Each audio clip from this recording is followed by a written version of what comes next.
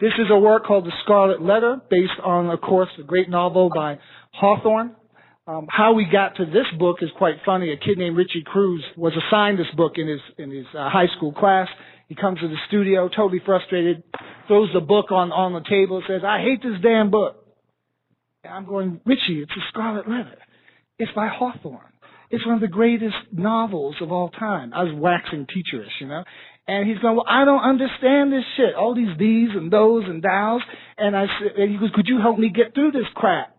And I said, "Richie, let me borrow the book. It's been a very long time since I read it. I remember reading it in high school, changed my life. But let me go through it and remind myself of it again so that, I'll call you up tonight and we'll start working through it." I was lying. I had never read the book.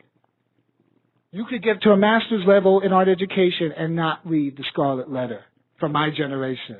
It's a sin. It's terrible. So I'm on the subway. As you know, the book has a horrible, long, turgid introduction called The Custom House. It's awful. I'm reading this. I go, "Oh my God, Richie is right. This is the worst stuff I have ever read. How come everyone likes this book so much? How come I've heard such rave reviews of The Scarlet Letter? Hawthorne? This is terrible. It sucks." And then from getting out of grad school, I knew to skip. And so I went to the first chapter. And the second chapter, and the third chapter, and I was so moved, I literally could not do anything. I went straight home. I went through the entire book.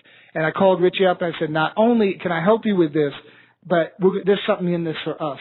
So like Hester Prynne, who is the great artisan of the community, but she has to wear an A because the community wants to see her as a living example of how low you can go in sin, very similar to how folk treat people in the Bronx.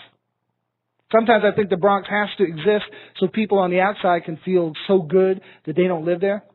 They love to hear about how we suffer. They always want to hear a sob story of what they've been through, It's weird. It's strange. And so instead of wearing a sad little A made out of rags, Hester, who happens to be the great seamstress of the Bostonian community, decides the only thing she can do in this position of stigma and rejection and marginalization is she just makes a A that Hawthorne says is resplendent in red and gold. That is the insignia of her dignity, of her pride, and her determination to overcome. And in the same manner, I ask the kids, if you could portray everything you are, everything you want to be, in the form of a golden and red A, what would the A look like? These are killer A's.